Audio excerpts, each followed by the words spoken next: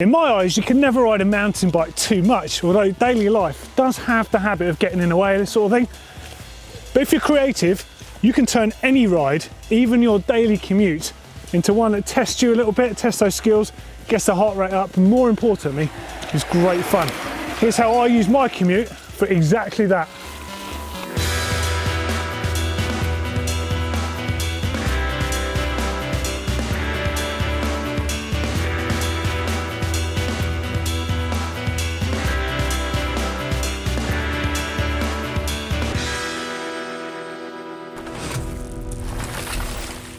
The GMBN offices are located in the city of Bath. Now Bath is effectively like a bowl, which means you've got loads of hills around you, which also means there's loads of flights of stairs, little pockets of alleyways and really cool terrain that you can use quite creatively. And it's exactly the sort of thing that you can do to build a fun route to use on your daily commute. Now just a little tip, look at all those little green bits on the map and try and connect them up. We're here in Alexandra Park and this is ideal. There's some really good cheeky little ways down to the city centre that are pretty technical, a little bit hairy and great for topping up on your skills.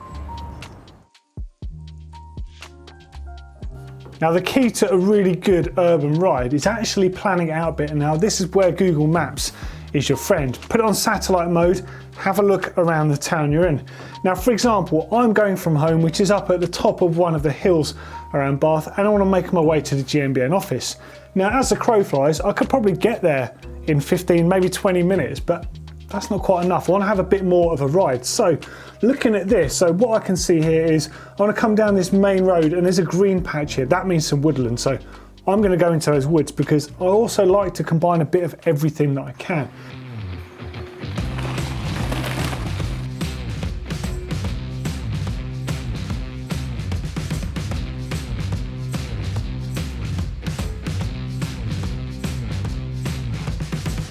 Then I'm going to go down through here, blast down that road as fast as I can possibly go.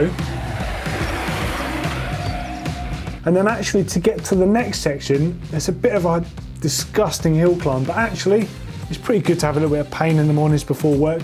Gets that heart rate going, gets the legs burning, gets the lungs fired up, helps you focus more.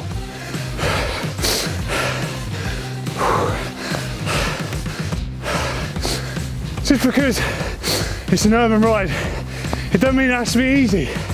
And alright, mountain bikes ain't good at this, but 125 BPM, it's a good way to start the day. Get those legs burning, get those lungs burning, onwards and upwards.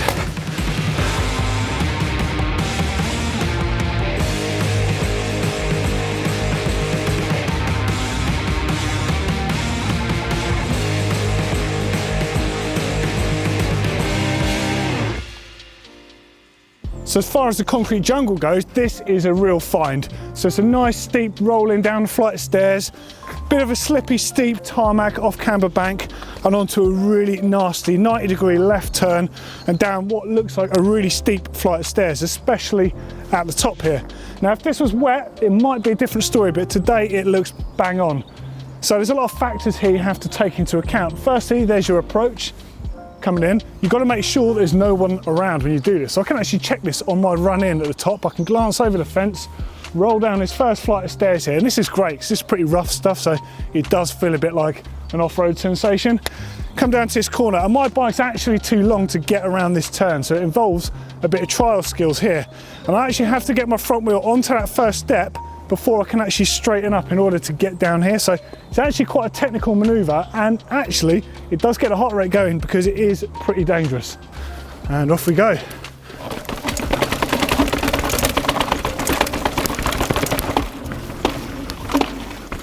Now the steps themselves at the top here, they're really high, they're actually facing downhill, so braking on them is not really going to happen.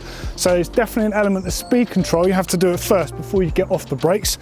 And then the steps themselves, they vary in the length and the height. So the whole thing is pretty rough to ride, much like riding a rooted section in the woods. You have to approach it in the same way. You can't brake on it, you've got to have like quite a light touch on the bike. And this is where your suspension set up firm for urban is actually really going to come in because it's not going to bog down too much. In theory, it should help me patter across the top pretty quick. Now we've got a video over on GMBN Tech on the very specific details I've done to this bike in order to get it ready for this sort of riding, be that just your daily commute or something a little bit rougher. But the basic breakdown is the fact that I'm running a lot more low speed compression, but I've not got my climb switch on. I've just got the low speed compression nearly fully wound in. The same on the shock and the same on the fork. So the idea is it doesn't move around too much to my body weight when I'm sprinting, riding stairs, that sort of stuff. It keeps the bike propped up.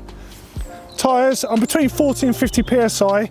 I haven't got an exact reading on these at the time. If you check that video out, I'll let you know in there. But on the rear, I'm actually running an insert in there because this stuff is pretty rough. And a few times today, I have actually rimmed out on the back. But with the insert in there, you just feel a slight whump as opposed to a proper ding, and then that dreaded dented rim that you can get.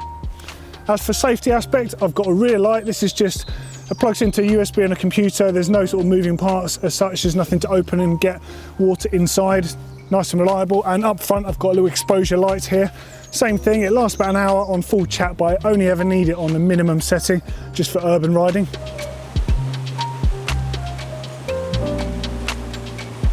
Cyclists quite often like wearing dark colours, so I'm actually wearing a reflective layer. Might not look it, but it is reflective. And I'm actually wearing some waterproof trousers as well, which makes a big difference because, as you can see by the state of my bike, I've got a little bit dirty today. It does mean I can take them off at the other end, have a shower at work, and my kit's not going to be drenched. Now, usually when heading out mountain biking, I'll take a proper hydration pack like a Camelback. Now today I've got my regular day-to-day bag. And now inside here I've got a t-shirt, got some spare pants, some socks, just enough stuff. I always keep some jeans and trainers and a spare hooded top by my desk ready for this, so I can just go out, ride in the morning, have a shower when I get to work, get changed, job's a good one. Now, just because we're in an urban environment, it doesn't mean you can't get something similar to riding in an off-road environment. So this is a flight of stairs. It's not that steep, but still, it's pretty slippy. The gap between the steps themselves is pretty similar to my bike, so it's actually quite like riding up a rooty climb. The same exact technique is needed. You need to shift your body weight, you need to keep maximum traction on that back wheel. I have to be riding this in a low gear, but it actually makes it hard as well because the steps themselves are really slippery, so it means I have to unweight as I'm pedaling. And really, to get all the way to the top of there, it's pretty flipping hard.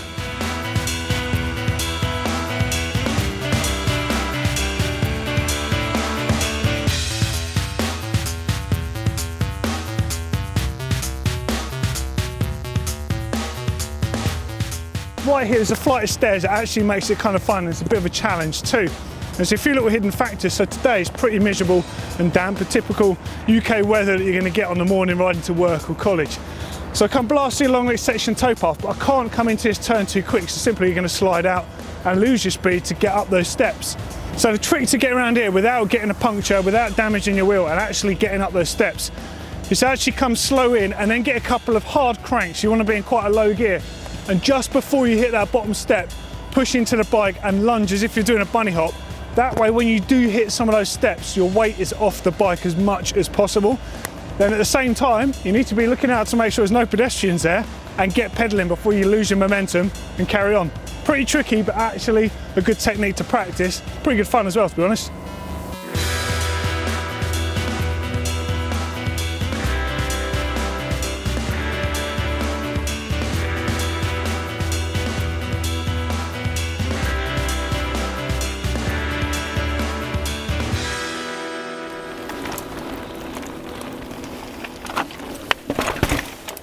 Well, there you go. That is pretty much how I use a commute. Not necessarily on a daily basis, but a few times a week to top up on my skills and my fitness. If you want to see a couple more videos like this, click down here to see Chris Smith's version on an e-bike over on EMBN. If you want to know a bit more about the bike setup, click down here. As always, don't forget to give us a big thumbs up if you love GMBN and click that subscribe button.